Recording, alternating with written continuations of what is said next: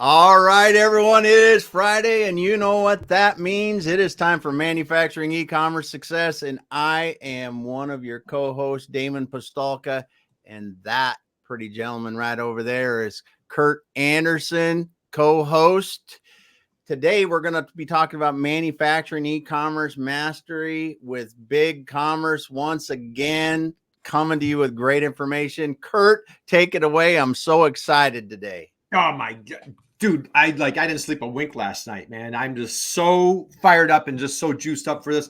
And I'm not, we need to question the folks at BigCommerce because they keep coming back on the show, which we are super honored, but they need to be a better judge of character, Damon, hanging out with two old dudes like us. So, hey, I'm just thrilled and honored. I'm going to introduce my dear friend, Kevin Buechler. So, Kevin, Vice President of Education at BigCommerce. Happy Friday. How are you, my friend? Oh, I'm thrilled, y'all. Thanks so much for having me. So it's a great Friday, and what a better way to start an early happy hour than learning with the three of us. Well, hey, man. And Damon, I can't, the mustache envy that I have right this now. I can't even. I'm not even going to pretend that I don't have respect here for the mustache. You know what? Now, can you break that out like in the next few weeks? Can we see one of those on you? Yeah, I don't know. No, that's not going to happen. No, not so much. Okay, all right. Let's really hard. Focus on it really hard, man. Focus on it. Focus on it. Damon, be in the zone. Be in the zone. Be in the mustache. All right. That could do it. That could do it. Let's go here. So, Kevin, first off, thank you. Appreciate you. I know you're super busy. We just can't express our gratitude for you. Join us here, our friends at BigCommerce. You are doing amazing and wonderful things, helping folks. And just, for our tagline here, manufacturing e-commerce success, BigCommerce truly defines our little tagline show here. So, Kevin, my first question for you, I'm taking a step back. We're going to get away from e-commerce for 1 second, if you don't mind. Nope, not at all. As a little guy growing up, Kevin, who was your hero? Who did you look up to? Who was your hero as a little guy growing up? It's a great question. So I'm going to split it into two. Number one is I was a single parent family. My mom was a nurse that became a nursing instructor, got her master's, and led a nursing program for the state of Connecticut. So mom's always the biggest hero, with my grandma with it. But if I go outside of that and look at 1970s Kevin, who he loved, I grew up as a New York fan of every team that lost, right? Every bad New York team. And there was a player by the name of Mookie Wilson when I was young, who I wanted to play center field on that.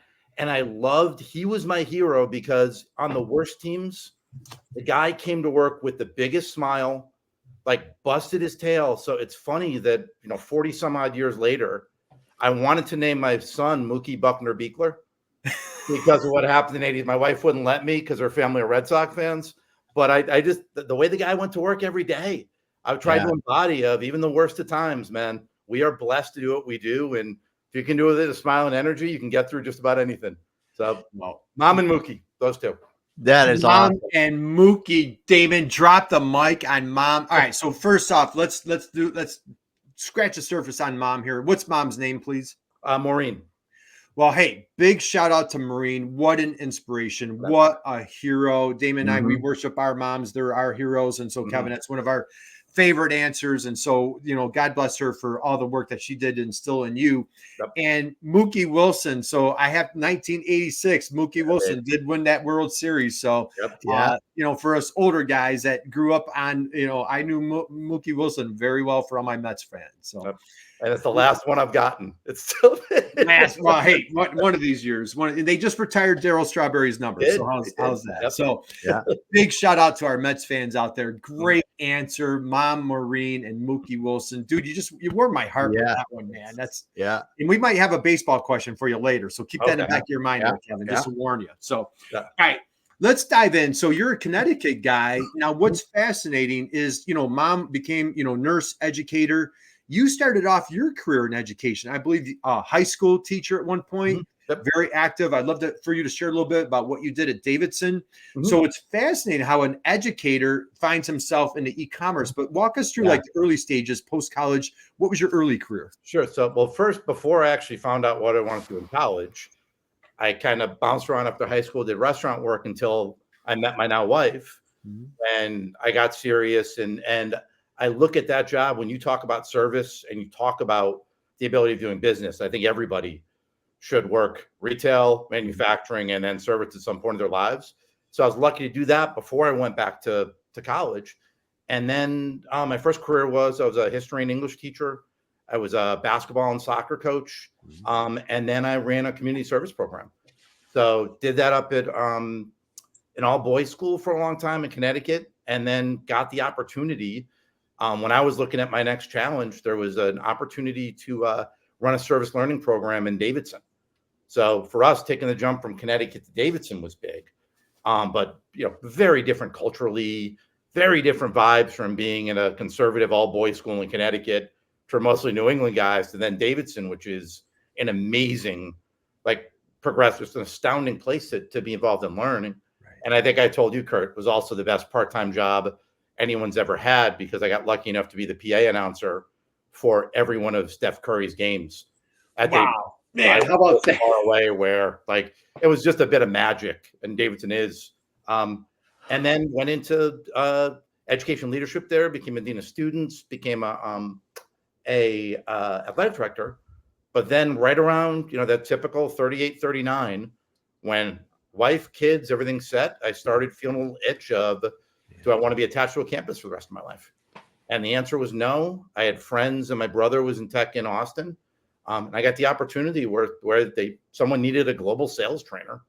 And I'm like, I've never done, formal sales training before, but I can teach and I know how to do it with different audiences. So went into the video conferencing industry when it was very network based.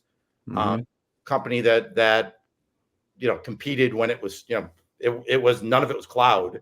It was still hardware and networking. And caught the bug. And then I've been at BigCommerce for 10 years, started running sales enablement and with 120 some odd people. And now I've been lucky enough 10 years later to be able to run all the education function here.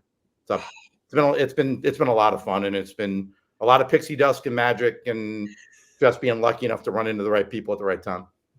Well, all right, lots to uncover right there. So, all right, we're going to do a super deep dive. We're here with Kevin Buechler from BigCommerce.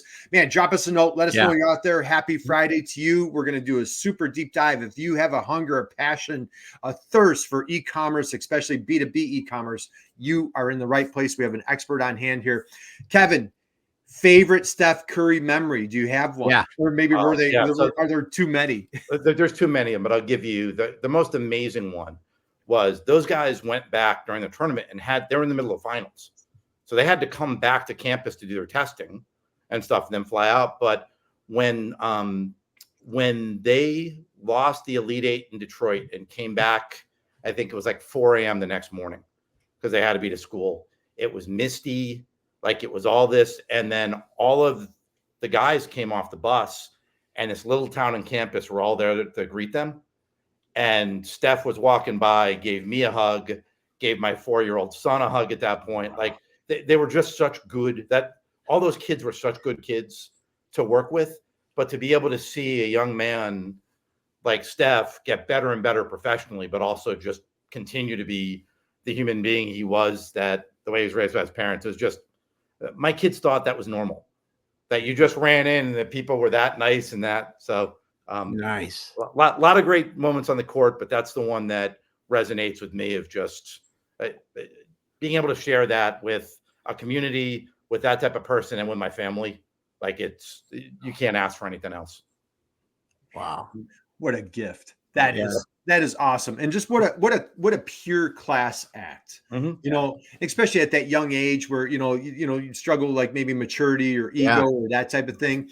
And just, Steph, regardless of, whatever team you root for, whether it's a bad New York team or whoever your favorite team is, Steph Curry has consistently been just a class act through and through from early college, put Davidson on the map, with hoops, and just, what he's done with his professional career. So what a great insight. Thank you for sharing that. And if you track the guys he played with, it's amazing that each one of them have that same type of setup, but they're all now heading PE firms and running their own companies. One of them runs a complete business on sending nets to Africa. for malaria. Like it's astounding. You see smart, dedicated young folks who now 15 years from now, you've seen those career grown. I mean, that's why we do what we do.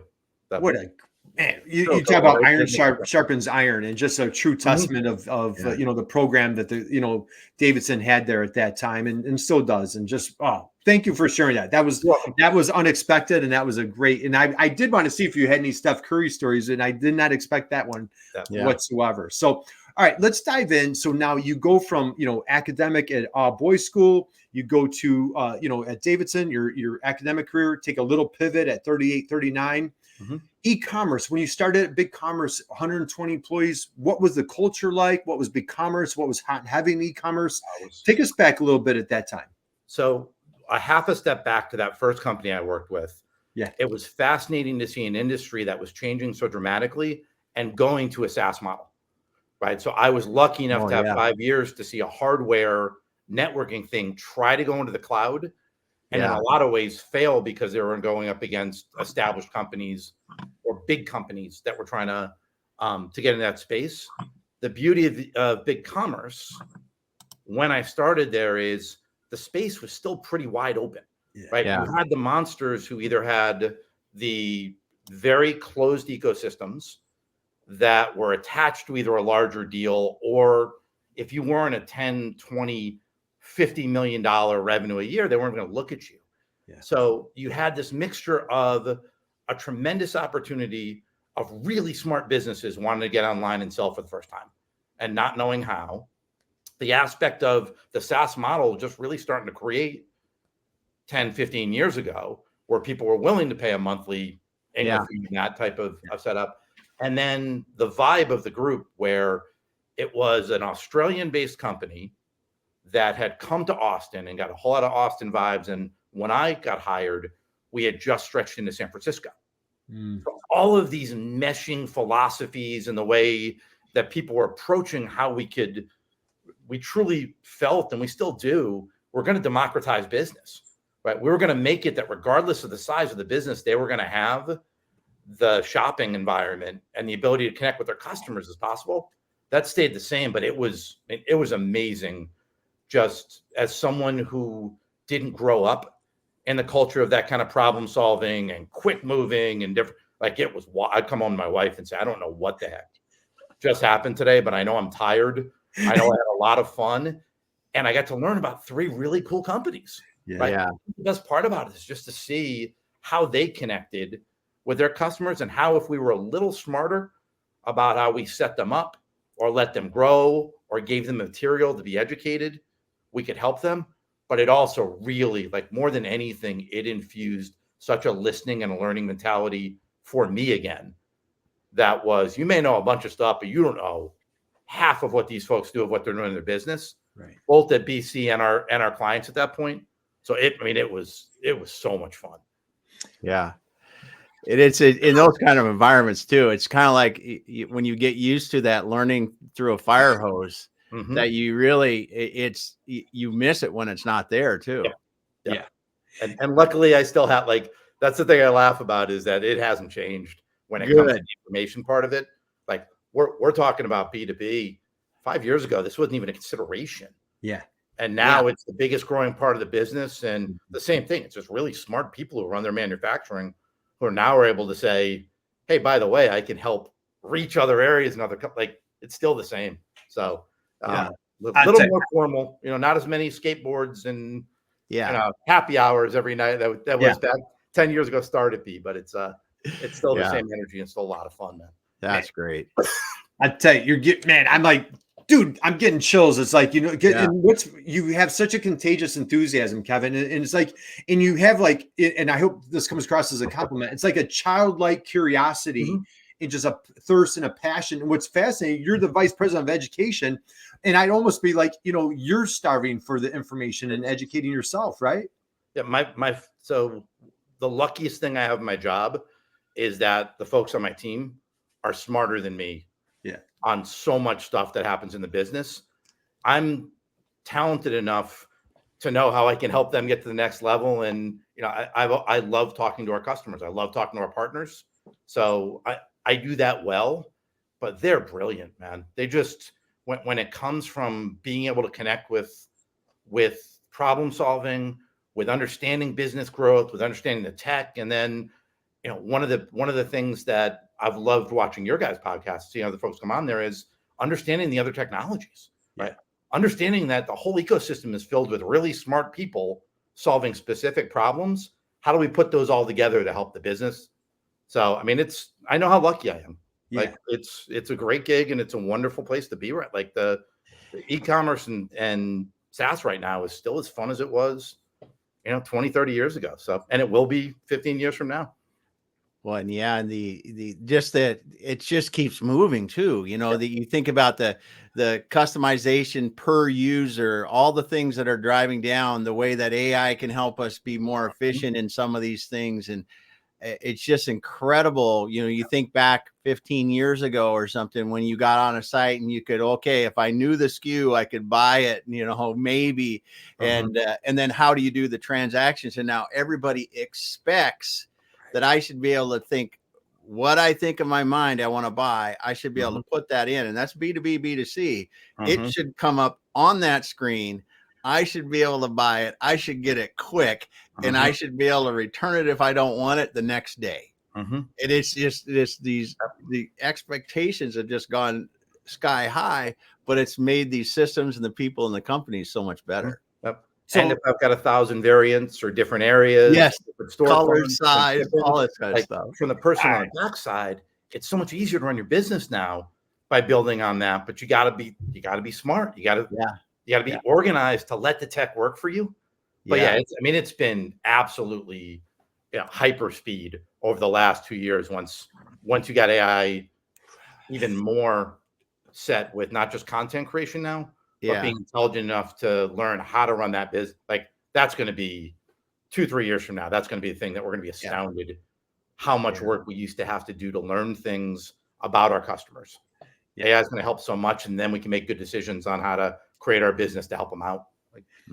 So, all right, now, Damon, man, all right, Kevin, gosh, I am so fired up right now. So I'm like taking notes. I got like 8 questions that I have for you. But Damon, we have a bunch, before we pull up the comments, we have a bunch of comments here. So happy Friday, everybody. Keep the comments coming. Big hello. Kevin, I want to ask you this. So real quick, as you leave, so guys, we're here with Kevin Buechler from BigCommerce. What a thrill and honor for Damon and myself to have Kevin here today. We're just geeking out on B2B e-commerce. Connect with Kevin on LinkedIn. You'll thank us later. Check out BigCommerce for any manufacturers, any of our folks out there that are taking that leap. Kevin, when you took the transition from academic, from boys' school, you go to Davidson, you uproot your family. I mean, like, that's a big leap of faith. And was there any point in time, was there your wife, was this the right decision? You moved to Austin, you go into technology. Was there ever was this right? What was going through your mind with that big life change? Yeah, well, the biggest one is that, like a lot of us, I was impacted before I went to BigCommerce. I was impacted by market shifts that my job, like I had built a successful, I was the global head of education services, and it was a company that was much more channel based. So it was, the business kept building and building because those certifications that we built, and I was impacted on a successful business model. We were making money, we were successful, but the company was going to go private. So I got impacted. That was so foreign to me as an educator. You don't leave your job unless you want to leave your job if you're doing it well. So we had a lot of conversations on whether it was the right move for us. Our kids were in school, they were in sports. So we didn't want to leave Austin, but it was, is this going to be a stable environment for us to be successful? And it was my master's degree on not only trusting that I liked what I'm doing here, but it was the other part of, you're pretty good at it. Right. And I always, it was always that thing of, am I successful? Can I build? And that first time of saying, hey, Ann, like talking to my wife, I think I'm really good at this. I think if I'm around people who are good at it, I can help build a career. And as I said, this last, 10 years or so, how can I do something where I can get the same feeling that I got when I used to teach kids, when I used to coach kids? You see successful businesses grow. In my world, 60% of the company has been promoted going through the last 10 years that I've gotten to see them, like that kind of thing. I'm really happy that I stayed with it. But yeah, man, 11 years ago, I was not psyched about looking at the tech area of Austin and where I fit in it. Right. After being successful and being let go, even though I was successful, that was so foreign to me. But see, that's probably the biggest one, Kurt. Damon, I just want to unpack that. I just had a call this morning with somebody I met in person this year at a conference, and they're looking to take a big life change. They have family obligations, kids, and they're looking to, take a big pivot. And as you're sharing that, I'm like, man, just for anybody out there that's thinking about, that big leap of faith, I tell you, you are so inspiring. Different part of the country, completely different, industry, leaving academia. And I just want to tell you, how admirable that is and how much I respect the life changes that you've made. Damon, let's dive in. We've got some friends here. Again, drop us a note. Let us know you're here. Give Kevin a hello. I think we've got a question at the top there. Yeah, we're going to drop. We got a question from Yazin here. It said, could you share some of the most impactful technologies that manufacturing companies can leverage to enhance their e-commerce strategies and drive sales growth? A little one there, Yazin. Wow, that's a great question. It's deep. That's a powerhouse. So you know what, Kevin, we're going to be pulling up. We've got a couple things that we're going to show. So maybe we can tack some of those. Let's grab some of those other comments. But Yazin, so there's three things I would say within there. Yeah. Not to spend too much time on it, but when you're talking about the most impactful technologies, right, it's really important to look at what's going to be your pre-sale generation. Like if you're thinking of the SEO, you're thinking of what you're investing in, to look at how the customers are going to come in, especially channels, right? For all of us now, there's so many different things. We hear about channels, we hear about Omni, right? Really important. We obviously have one at BigCommerce that's part of our ecosystem called Feednomics, which has been tremendous in growing it. But there are a lot of really good companies that start on that front end. I would highly suggest that that's one of the first things you look at before investing in any formal or any paid search. Like, what's it going to be to get it in?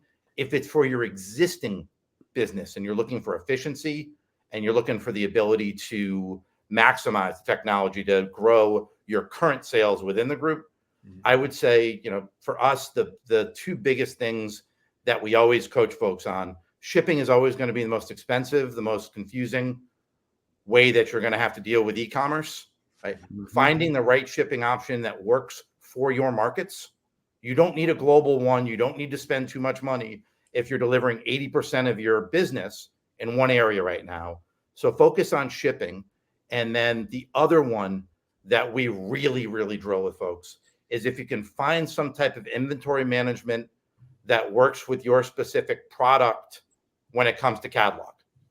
Because if you're a fast growing company, you're going to add new products or there's going to be variations, right? That takes up a lot of time. And if that's not done well, then you affect the front end that I told you at the beginning is it gets confusing. There becomes static for your consumers. Your SEO gets affected. So I would say those three areas are probably your biggest, Yazin. Okay. That's a great first question, man. You guys are asking me basketball questions. He's coming up with that's a PhD level to start. So that's a PhD. Like 5 years of work question right there. Appreciate it. That was 10. Yeah, that was 10 years of BigCommerce right there that you just answered. And that was all right. That was just a mini masterclass. So you're just getting a taste of it. This is why you need to stick around.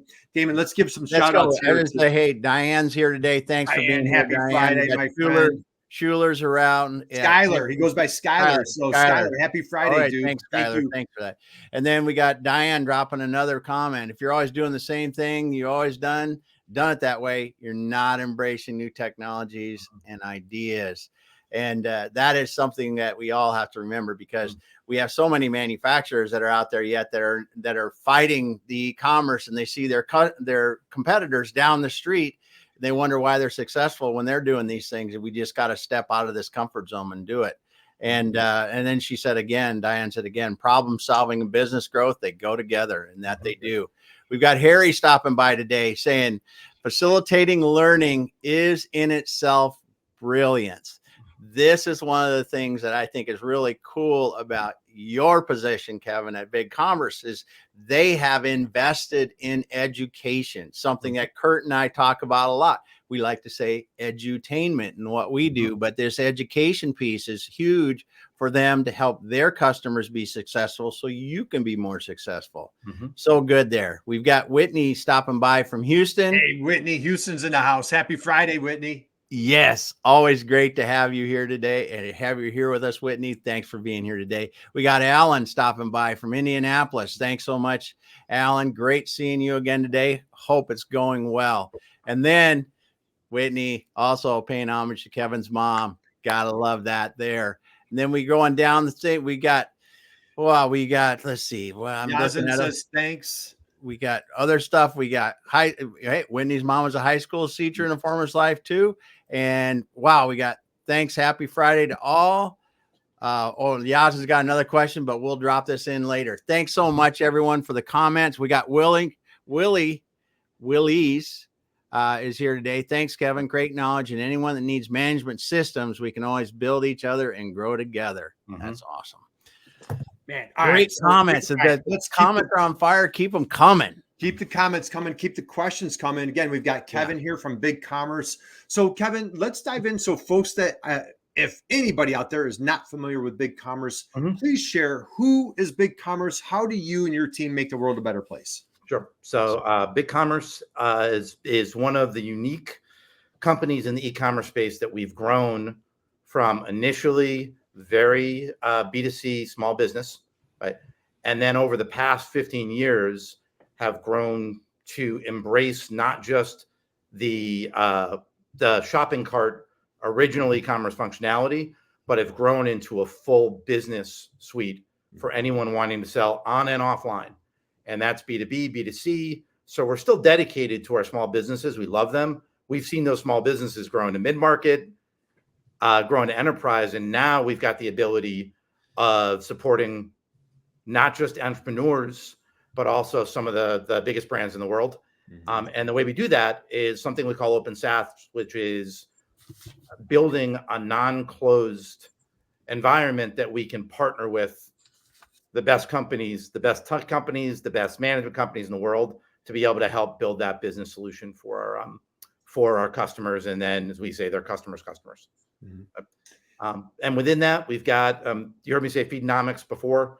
Our ecosystem is, just so when folks look at that, they're both BigCommerce Inc.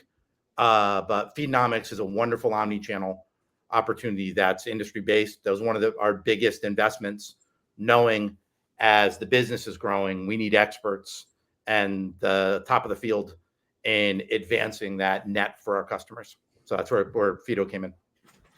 Awesome. And you said making the world a better place. That's an easy one, Curt. We want to make it that the folks who invest in BigCommerce can trust that they're building their careers while they build their company's businesses. Right. So we know that if we build, if we manage, if we teach the folks who have made the investment of saying BigCommerce is the platform that we want to build our business on, they're going to make sure that their boss never says you get fired for BigCommerce or it didn't work well. Like that passion and actual obsession of understanding that even though we're a technology company, it's all about the people choosing to partner with us. Right. And that's been from the start. Like that is who BigCommerce is, and that's why I've been here for 10 years. Right. And we're going to jump in a bit, man, Kevin, like we're going to keep you here all day, dude. So this is a great conversation. Again, we're here with Coach Kevin, by the way. Kevin, what I want to dive into is, so hey, enough about you, Kevin. Let's talk about me. But I'm a longtime e-commerce guy. Founded an e-commerce company in 1995. And so I've been a connoisseur of shopping cart. I've seen tons come and go. I'd go to the conferences back in the early 2000s and like, oh, this is the hot one. Nope. Well, here's a new one. Oh, this is going to take over the world. Yeah.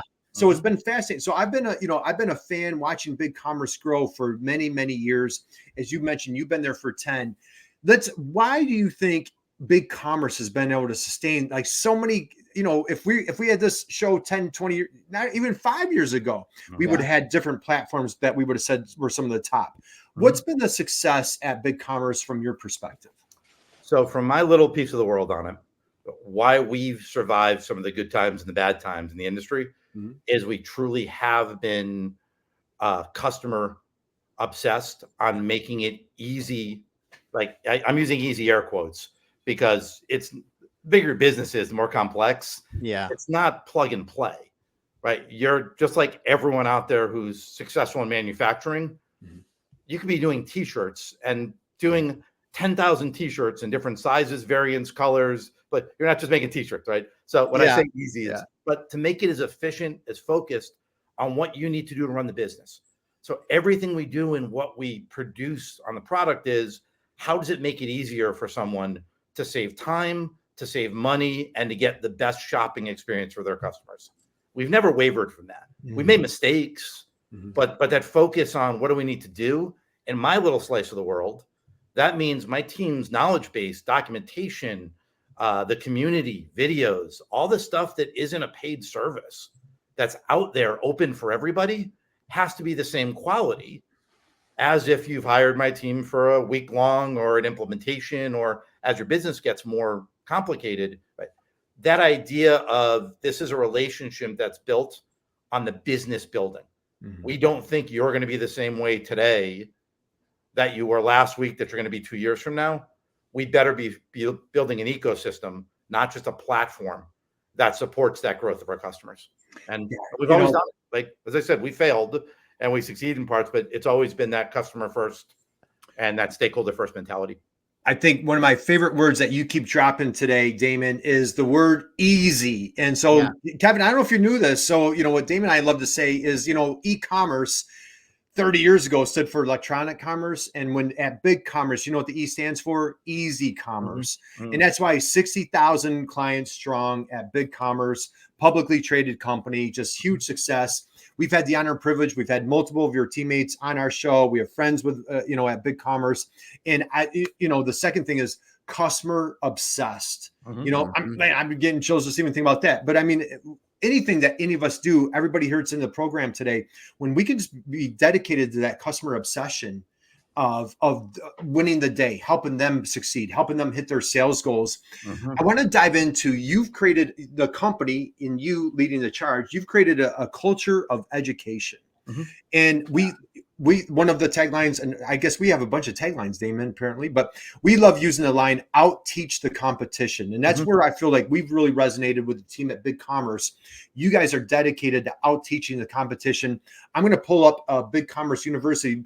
As I do that, could just share a little bit about like your role, how you're dedicated, and like how has BigCommerce been so dedicated to educating your customers? Sure. That's a great question. So at first, this is not, my role didn't exist 10 years ago. So I said, I started off as a sales enablement person. I had a couple of colleagues on it. We've been focused on doing the right thing, on having the correct material, right? Having the correct offerings when people needed it. Where we've emerged over the 10 years to become very, very good at this is we understand that people are going to need different levels of education at certain parts of their customer journey. And every learner is going to be slightly different on it, but they're all going to expect the same things. Everybody expects that the documentation is engaging, valuable, up to date. Right? Everyone expects that the way it's delivered is going to be in a way that's not going to be confusing, right? Not going to be conflicting. And then the third piece is, as folks grow, there is going to be some more complicated things that they'll need to invest in. We're fine with that. There should be a return on investment on it. So when I look at the folks that actually do our education services, and what you're pulling up right now is our is that view of how people grow within it. So BigCommerce University, open to everybody, right? The launch coaching, SEO are for folks as they're getting at the beginning of the process. And then as you grow or you're a bigger company, there are folks who want more formal. Hey, I need a week of you training all of my people. But the key to how we've grown that, though, Curt, to get the tagline on it, is it doesn't stop at that engagement. So if I train you for a week, or you go on and click on the website because you've gotten help from one of our client success folks, and you've seen the KB article that's helped it, we got to track that. We've got to learn. We've got to make sure that all of that is processed. And that's what I really geek out on, is the CSAT. Like my peers are the folks in professional services, the folks in sales engineering, the folks in tech support. What we've gotten better at is ensuring that we can predictively put this in front of customers so they feel that there isn't going to be this stress of I'm not going to be able to get the information real time. I'm not going to be able to plan for it, or someone's going to come and say, hey, by the way, that's another X amount of dollars. Like, we don't do that. And we do the old drinking the champagne is all of what you see here is what I train the internal people on.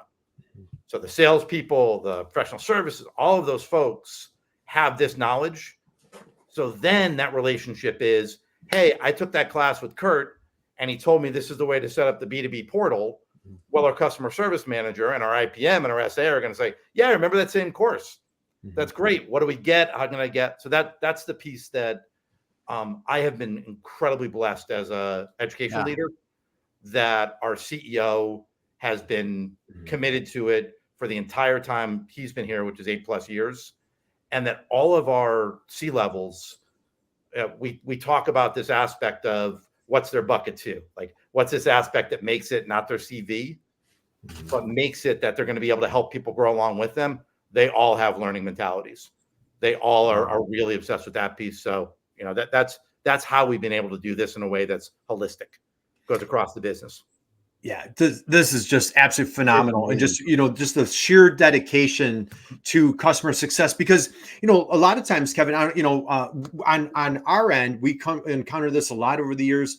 You know, manufacturer puts out a brand new website and just, you know, unfortunately, you know, without lack of experience, you know, due to lack of experience, they're like, okay, turn on the spigot, man. Here comes, you know, the orders are going to come rolling in. Where are they? Well, unfortunately, you know, you spend a lot of money, you put out a new website, and you're still the best kept secret. What I love what you're doing is, like, you're dedicated to their success. Here's the program, here's a platform. And I just love some of these topics here, you know, expert, B2B, you know, enterprise B2B. This is just phenomenal of like how you're hand-holding and guiding them on their path to success. And the folks that are teaching, a lot of them, so like the vast majority of the folks on my team have worked in the other parts of the industry.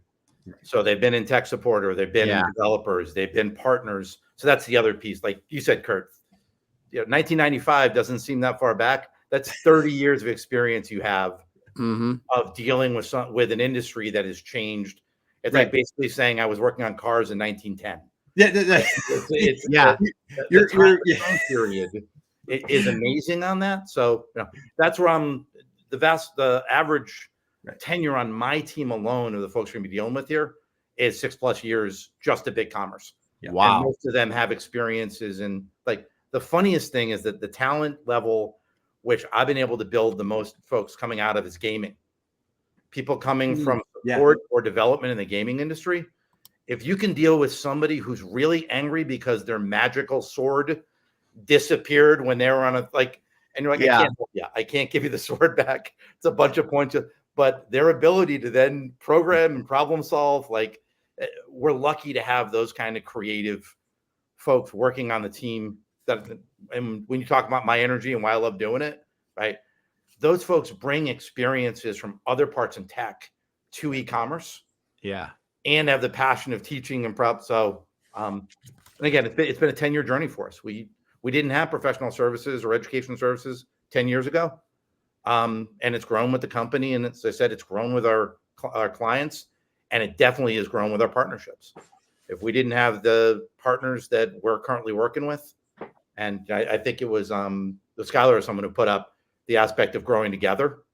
Like, I learned from what our partners do so well now on how to mesh those things and just make a better learner experience. All right, Damon, this is awesome. Why don't we grab so first off, as business owners, entrepreneurs, manufacturers, whatever walk of your life, number one, are you making it as easy as humanly possible for your customer to buy from you? And if you're not, you know, unfortunately you've put yourself and you're at a competitive disadvantage. In as much as your customer loves you, you're making it difficult to buy from you. And that's what we're talking about with that easy commerce. Number one. Number two, we're seeing how BigCommerce not only talks the talk, walks the walk on being those fierce educators. So number one, great company to align with, because they're building that trust with you as you're going into your B2B e-commerce journey. And secondly, man, are you educating? Are you coming with just a fierce passion, an unconditional, relentlessness of educating your customer on your product? So just, what a great role model. Damon, go ahead. Yeah. And the other thing that you mentioned before, Kevin, that is so important, I think, for people that are considering e-commerce platforms and BigCommerce. And a side note, I just remember my first experience with a client that had BigCommerce is like 8 years ago now. And I'm like, wow, that's a long time ago now. But it's, but is the fact that you've seen companies go from, you and I decided to start an e-commerce company and we're selling stuff out of a storage unit, to now they've got 1,000 employees and all global operations, because I've seen that firsthand. When you go from that size to quadrupling and quintupling and continuing to do that over the years, the demand on your systems, the complexity, the amount of data that you have to move is so incredibly different. And there's those plateaus that you at BigCommerce have helped so many people through now. And your education, I'm sure, because I've not gone through it in detail, but helps people to really spot those points, and maybe you guys can help them through that faster. That's so cool, because that's the unknown in growth. And we talked about it a while ago here is, that growth is not easy, but when you're with a partner that's been through it like you guys have, it's easier. Yep. Yeah, we've learned from, cool. Yeah, we've learned from thousands and thousands of folks who have grown. And yeah, I always say that's probably the hardest part of us supporting an education side is someone says, I wasn't expecting to be this successful. Yeah. So that 3-part we talk about of, I had 10 SKUs with 2 variants. Now I've got 50 and I'm selling to these different marketplaces. Yeah. What do I do? Yeah. Right. And that's the piece where we hope, or we hope that we help as kind of a Sherpa, as folks are climbing the mountain and saying, hey, we're going to be able to help you. Right. There's 2 or 3 really important things to dig into. Right. Yeah. Really important before you change your design to do this. Really important when you're thinking about going outside of a traditional market that you're used to, or a traditional, like with B2B. One of the things I've loved working on it is people are so smart about who their traditional customers are. Like B2B is so much better than B2C of knowing what the businesses are who are working. Yeah. When they come on e-commerce, they're not used to the fact of, how did these 30 people find me? How did these 50 people find me? And they're different. How do I set my experience up for that? Like that's the part that we try and help. And it's the most challenging, but it's also the most exciting. Is success is tough to deal with, but we are happy with anyone out there to help you deal with that problem. It's a great problem to have. Hiring 5 more people to manage it is tough. The thing that's cool, Kevin, is you're bringing up that fact. I mean, you just bringing that fact up shows the experience level. Yeah, we lived through it. Because most people sitting here today that get into e-commerce don't realize that until they're in there and seen it and been through it. That's so cool. Yeah. Hey, Damon, why don't let's grab Yazin's question. He has another one here that I know he asked a few minutes ago. Let's go. What strategies do you recommend for manufacturing companies to enhance customer experience on their e-commerce platform? That is fantastic, Yazin. So the first, where we are very lucky now than we were a couple of years ago with this aspect of affordable AI and chat and outreach. Like, it's not like you need to have somebody working your client success, right? There are so many options, and we've been coaching folks on, look at how you're gaining customer feedback, the ones that you currently have, and try and do it in a way that isn't going to take all of your time. You still want to have that face-to-face and spend time with it, but this aspect of AI with chat, with entering, with predictive outreach, right, is so much more effective than having an email campaign. Yeah. Right. So I would say that's the first one to enhance the customer experience. The second, and this is, it's kind of, it's a little bit opposite of what you normally think, is ask your customers, or start looking at the folks who work for you, what part of the experience that they don't like. Right. So NPS is kind of out of date. People still kind of use it, but it was big but the CSAT thing of, if there's one thing about your buying experience that we could change, or if there's one step that made it harder for the people delivering your services to deliver them. That's where I'm saying it's the inside out part. Is so much of the customer experience that doesn't work well is our inefficiencies in how we set them up on our side, and how we make it harder for our employees to get the product to the customer who's already there. And for manufacturing companies, again, I grew up in East Hartford, it's where Pratt & Whitney engines were built. So everything when I was a kid, my uncle was an engineer there. Every junior achievement, we went in and saw Pratt & Whitney engines during the 80s. So there were tens and thousands of these massive things being built. And I remember my uncle telling me the most important thing to look at when you're doing this, Kevin, is who's the guy who doesn't look, who's working, but doesn't look like he's working efficiently. Does he look confused? Is he looking around or trying to find? He goes, we fix that problem. The engines are going to be better. People are going to be happier. I brought that into e-commerce because we don't think of our employees and we don't think of the setup. That's going to make a happier plane engine, man. So, hope that was helpful, Yazim. That was, my goodness. That was brilliant. You know, what we used to do at our e-commerce business 100 years ago, like whoever, like a spouse or one of their, kid, one of the employees' kids would walk in the place, we would sit them down on our website and stand over their shoulder and be like, hey, try to buy this. Mm-hmm. And just like every time that they got stuck, we're like, okay, why did you have a question there? What did you understand? Why don't we have a picture or a video or an image or whatever, Damon, we got a couple. We've got questions in the chat. Let's grab Azam's question here. Let's see where that Azam. Oh, here we go. What are the key factors you believe a Texas-based e-commerce logistics and warehousing company like Seller Logic could prioritize to improve sales and achieve significant company growth in today's competitive landscape? Azam, that is a great question. So let me. And we could take Kevin, if you're comfortable, you guys could even connect or connect offline. Yeah. I'd want to understand what the logistics and warehousing, because when I went back earlier and talked about shipping, inventory, as awesome as we look at our, one of my favorite companies that we work with is, I'm not going to throw their name out there, but you could definitely see it on the website. It's one of the top 10 soccer teams in the world. I'm using my British football, just massive. Yeah. Seeing how, and they do it out of one warehouse, but seeing the logistics they have to do to ship outside of that one group. When you said Texas-based, immediately my mind went to, all right, if the logistics is, we're looking at the difference between VAT and taxes and where you're shipping to and how much of that is outside of Texas. And so I'd love to connect with you there. But I think it's an offline because it's such a really good meaty question. Yeah. But logistics is one of those ones that I want to answer in 2 seconds. Yeah. So again, guys, connect with Kevin on LinkedIn. Love to have you guys, join. As a matter of fact, Kevin, I'm keeping you over, but we got to grab Harry's question. Yeah. I just wanted to hit Harry's question because this is it's outside of e-commerce, but I think it's really relevant today. Thanks for the question, Harry, today.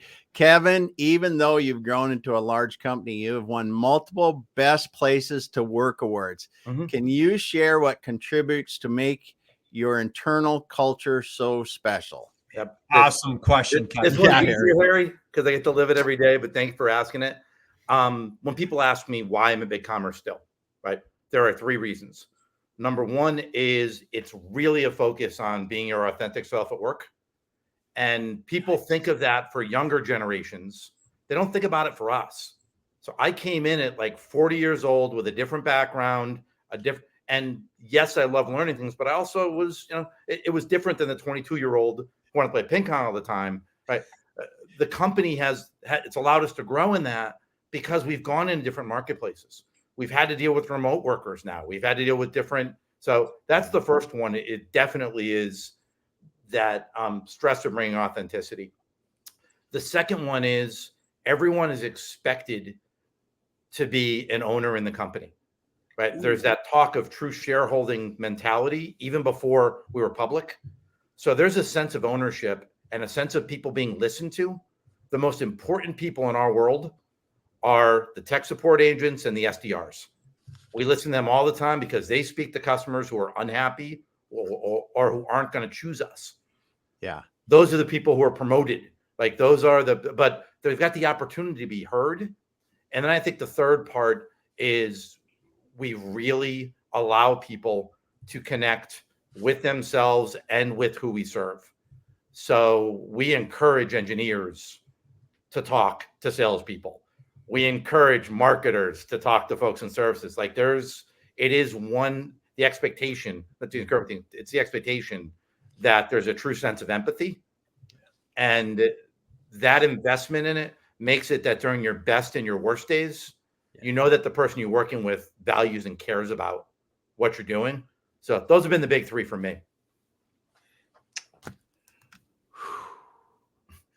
All right, Kevin, on our little show, we have things called drop the mic when somebody just really, drops this wonderful piece of value. When it gets really high level, we call it a moment of silence.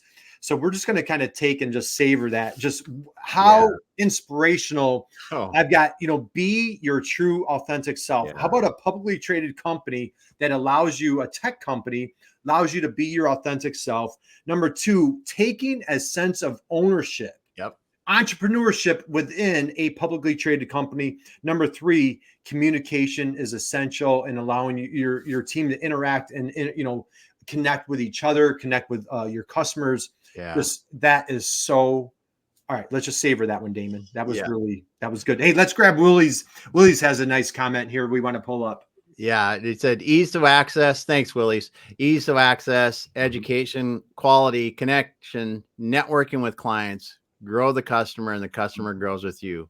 The business is a symbiotic relationship, and that is right, Willie's. And it's just BigCommerce is such a great example of this. And Willis, quality. Thank you so much for calling that out, because that's one of the things that when we talk about quality, we always talk about just the platform. Usually, you calling out quality and relationships and that continue building. That's a really good point, man. Thank you.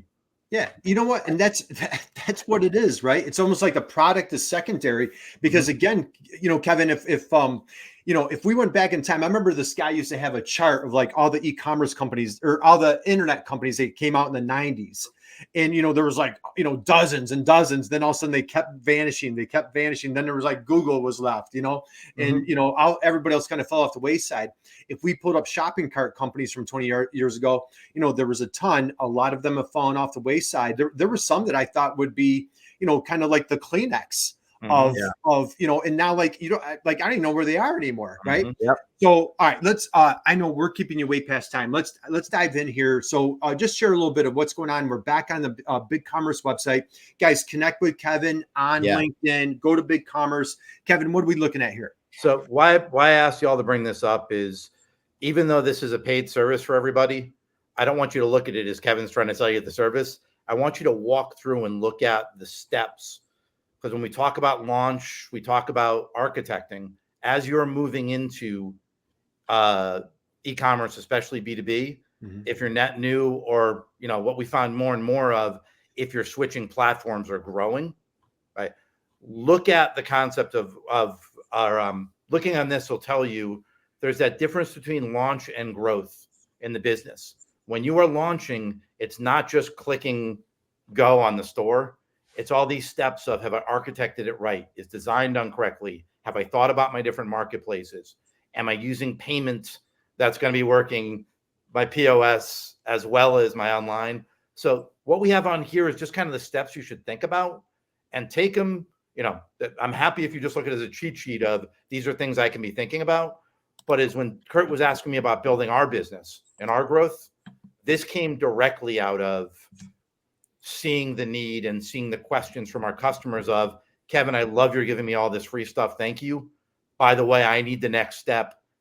Can you have somebody walk me through this? Can you have someone customize it for my business? And I'm like, yeah, we can. We don't have it yet, but I know we have the talent. So all of my business has grown out of the need from the from our changing market base and from learning of those basic problems of, do I need to launch the store correctly, or do I want to grow my business? So that's what these will give you, just some cheat sheets on what to think about.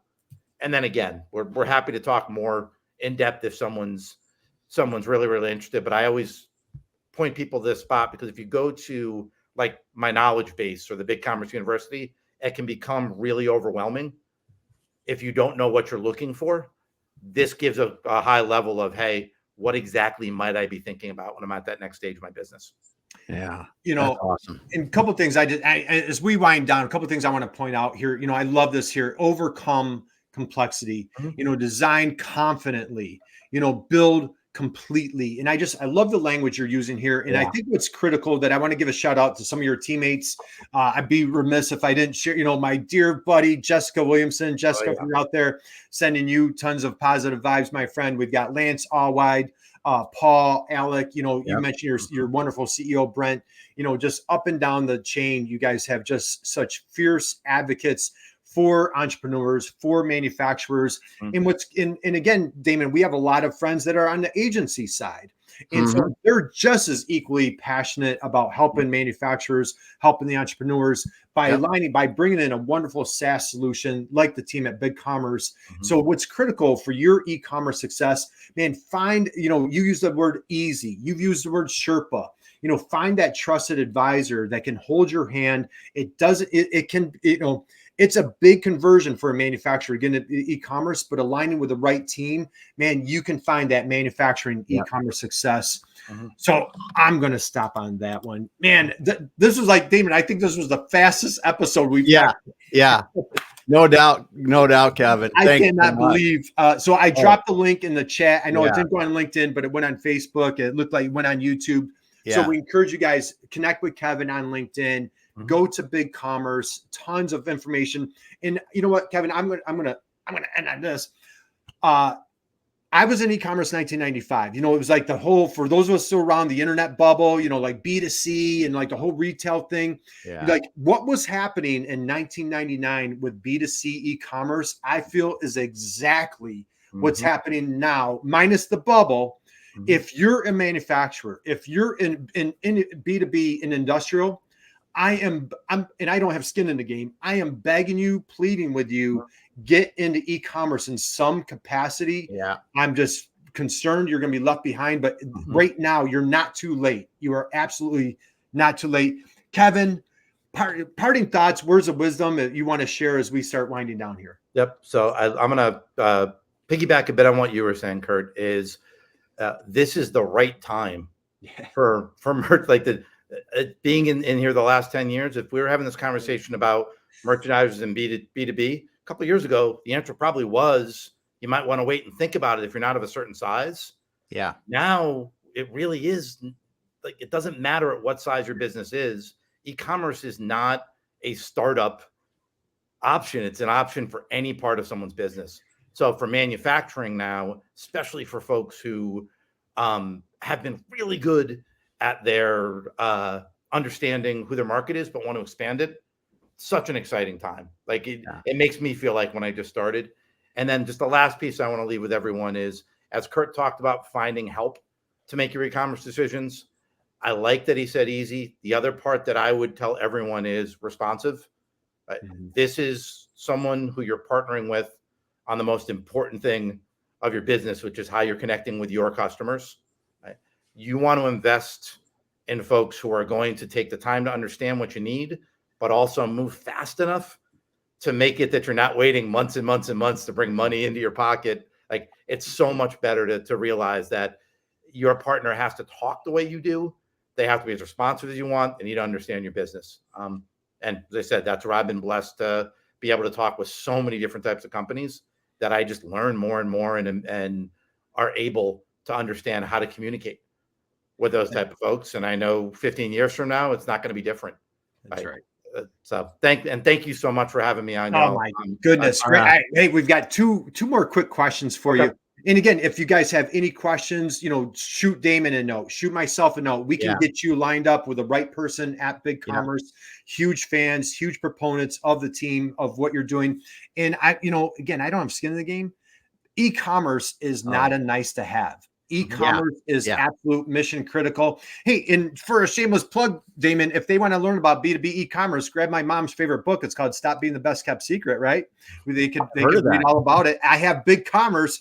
So Kevin, you'll love this. I wrote that book 4 years ago, and I put BigCommerce is in my mom's favorite book, Stop Being the Best Kept Secret. So there you go. Kevin, can you share best business advice for our entrepreneurial friends out there? What's the best business advice that you've received or that you would love to share to a young entrepreneur? Fear of being successful is your biggest blocker, right? That aspect of not getting out there, of being, and we all do it. Doesn't matter what stage of your career. 100%. In the back of your head, if you're If it's holding you back, that's your biggest. It's not your marketplace. It's not your competition. It's that aspect of saying, I may not look great, or personally, I'm afraid of taking that jump. That's the one you ignore. You conquer that, or at least learn how to be friends with it and understand that's your motivation. That's going to be the one who's going to make you the most successful. All right. Damon, that was the second moment of silence. We have tons of mic drops, 2 mic drop moments of silence. Kevin, last question for you, my friend. Damon, I know we could keep. We gotta ask it. Like we're going way past. Gotta ask it. So if you guys, first off, if everybody is jumping off for calls, thank you for joining us. Real quick, Kevin, you mentioned Mookie Wilson was a hero of yours. Of course, Marine is a big hero. Mookie Wilson, hypothetical. I'm asking for a friend here. Let's just say it's 1986-ish, October, maybe the Mets are playing Boston. It's the bottom of the 9th. And let's just say hypothetically that the manager was looking for Kevin Buechler to come up to the plate to hit in a winning run. It wasn't Mookie Wilson. It was going to be Kevin Buechler. If that was a fact, they were calling up Kevin Buechler to hitting the winning run in 1986.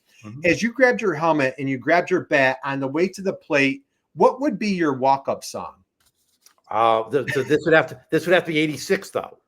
You're saying 86, not now? Well, anytime. It could be anytime. It could be anytime. 86, I gotta think back of whether Eye of the Tiger was out yet. I'm trying to go through high school. You know what? Eye of the Tiger was a response on Monday. How about that? But that would have been 86. If it's now, it wildly, because of the connection of my son was coming up when it's what he was listening to sports. Lose Yourself is fantastic. Yeah. It is just wild of going there. So if I could time travel, I'd probably choose that. Because a lot of the stuff I listened to during the 80s, I wouldn't be able to, I don't think a lot of NWA would be getting on. Yeah. But I would say it would be Eye of the Tiger if it had to be age within that. But if not, probably Lose Yourself. 2 awesome answers. So, Kevin, how about, if you've been hanging out with us for, I know, Kevin, we kept you way too long. So, how about a big round of applause for our buddy Kevin and the entire team at BigCommerce. Man, we are rooting you on. We appreciate you taking time. I know how busy you are. This means the world to us that you shared what a masterclass on B2B e-commerce. Damon, I could go on and on. I better stop talking. So, take it away, brother. Please close it. Oh, man. Thanks so much for being here, Kevin. I can't appreciate you stopping by and sharing what you guys are doing at BigCommerce there, and all the people there are doing, and your education, and just sharing your knowledge with us today. And I want to also thank the people that dropped the comments today. Had a lot of great comments with all the people that were doing it, and Yasmin and Willie and Skylar and Whitney and Alan, and I'm missing Harry, and I'm trying to get everyone, but Diane, thank you so much for coming in and listening to this week in and week out. If you got in on this late, Azam, thanks for being here. If you got in late, go back to the beginning, go back through this again. And if you don't get it to it this time, get it on the B2B tail, get it on my website. This is out all over after this. So listen to it and get out. But we are done for today. We'll be back again next week. Thanks, everyone.